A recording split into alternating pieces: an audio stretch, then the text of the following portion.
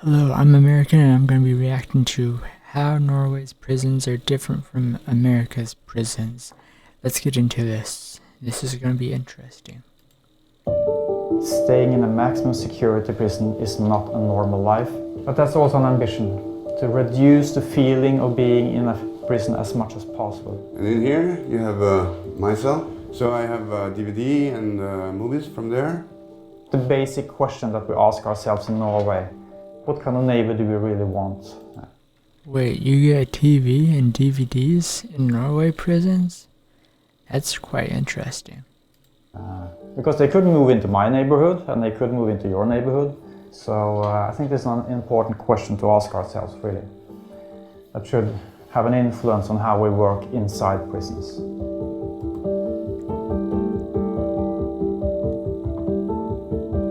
That's a lot of people. Oh wow, that's a big difference. It's not for the prison to judge or to punish. We have to interact and be human. I think it's as simple as that.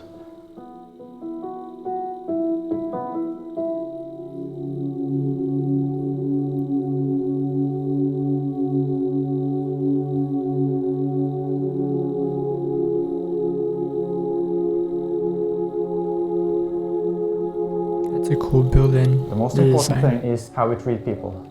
This is the 4 key elements that I would like you to remember. The principle of normality, the focus that we have in Norway on humanity inside prisons, what we call dynamic security, and the emphasis that we put on reintegration into society.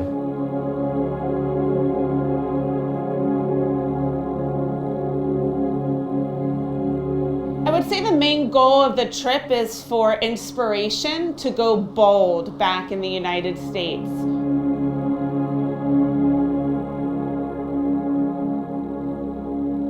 Let's talk a little bit more about Halden then. How do we work and what are the unique things about us?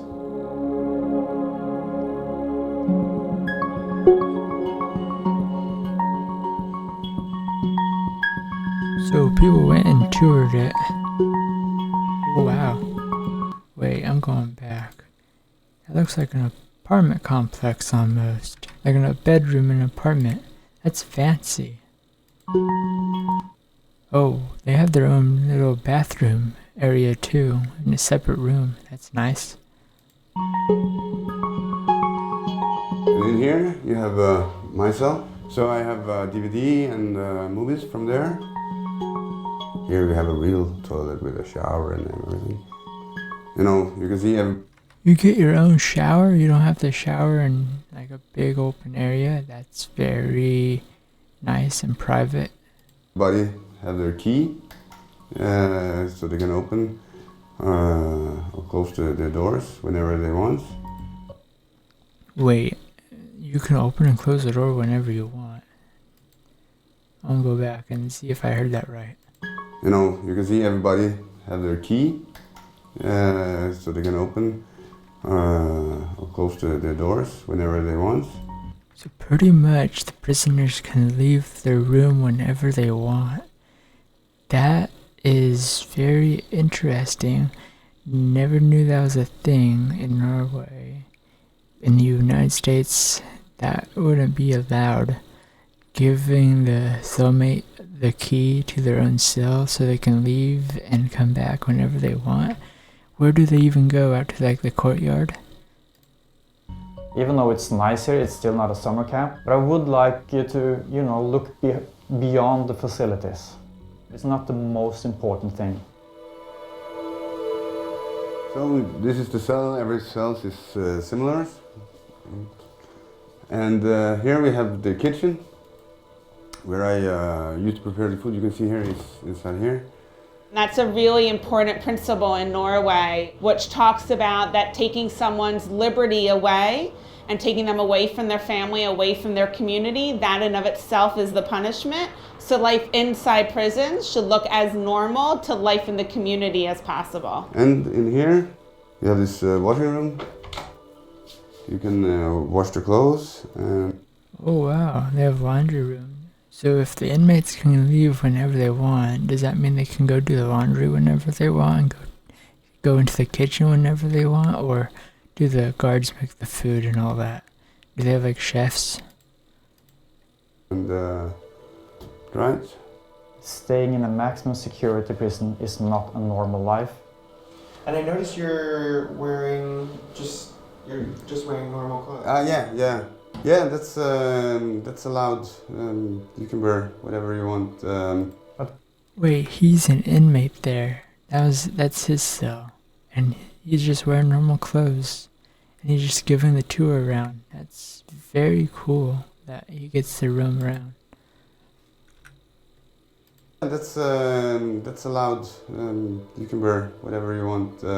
But that's also an ambition, to reduce the feeling of being in a prison as much as possible. That's the normality principle. How you can normalize the correctional setting for individuals to transition out. Bigger challenge in our system, but definitely something to think about. The commissary, the stores, where an individual actually gets to go to a real store and pick out commissary items. I think that's a good adds to the normalization.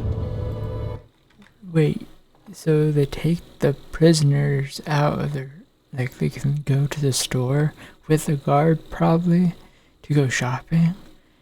That's insane. That's never heard of before in the United States. We think this is the most important part. Dynamic security sounds like a very fancy thing, but it's really just having a normal interpersonal relations between the officers, or all staff really, and the inmates.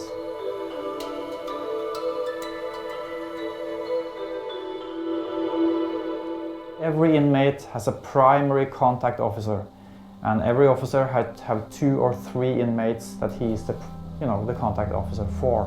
Oh, that was the interesting. ambition, from guard to also be a social worker.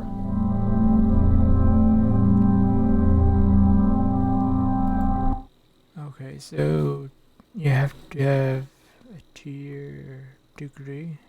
Wait, Norway's contact officers participate in a 2-year, college degree to be an officer.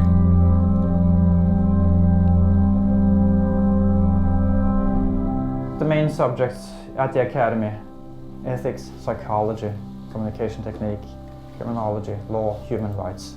Of course, they do learn self-defense, they do learn extraction techniques, they do learn to work as a team, but that's not the major components. It's about how do you treat people respectfully. My family always think that I just play games, because that's why I like very much to play games. So I often play cards and stuff with inmates. I know in some states it's forbidden and will have consequences for you if you interact with inmates as a staff member. Quite the opposite here. We expect and demand an interaction between staff and inmates. It's kind of... Oh wow, so pretty much the inmates gets to hang out with the staff, and they're respected as just individual, like normal people, even though they've committed a crime, it seems like.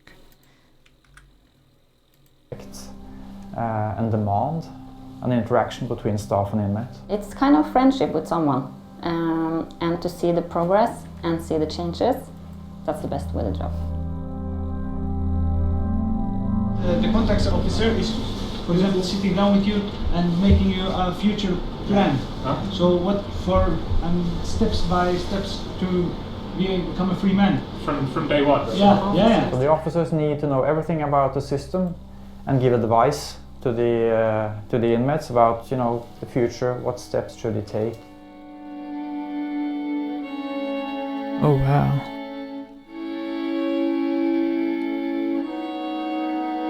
Photos of my daughter, big love of my life. I've been here for 1.5 years, but I was transferred from a prison in Brazil. You can compare that to come from hell to heaven. So. Yeah, probably way different in Brazil, like awful there. So it's like paradise where he is now in Norway prisons, even though he's still stuck in one area. it's a big difference. The guards, first of all. In Brazil, the guards are more you feel bad and weakness, the more they feel good. Here you have the guards, you know, they was very kind to me when I came. They are still very kind. We can speak, you know, they treat me as a human being. In Brazil, you get treated like an animal. I've been working here since the opening in 2010, and I've been working in other prisons before that also. It's not for the prison to judge or to punish, because the police catch the guy, goes to the court, and it gets a sentence perhaps, and then it comes to prison with that. We have to interact and be human. I think it's as simple as that. It really is, because we can create walls between us, but that doesn't help anything. True. We have to communicate, we have to interact. Without approaching people with respect and dignity, it's impossible to sit down the next day and talk about his future, because he will not have any trust in you. So in order to, you know, work well with reintegration and future planning, etc., there has to be, you know, a foundation there of trust between the staff and the inmates. Yeah, trust in the staff and the inmates to create like a future plan, depending on how long you're in there. Wow. I've visited a lot of prisons in the United States as well, and somehow I don't have the same kind of feeling of, you know, relief of getting out of an impressive environment that I've experienced coming out of those prisons. Mm-hmm. I think that says something about how different the environment is here. I think I have big opportunities here to prepare myself for the life after prison. I thought there is still hope, there is still opportunities, you know, to get a good life after getting out. So, yeah. Alright, so that's that. Thanks for watching. My reaction, by the way, I learned quite a bit. Like, if this was like in America, like how the prisons work in Norway, like there'd be probably so many more people wanting to go to prison because of how nice they are. Or maybe not, I don't know. But that's insane. Also, the crime rate is way lower there. To like 100,000 people, it's like 60, I believe it's showed. But if you enjoyed this video, give it a thumbs up, hit the subscribe button over there, hit this video that YouTube recommends, and hit the bell notification, and I'll see you on the next one.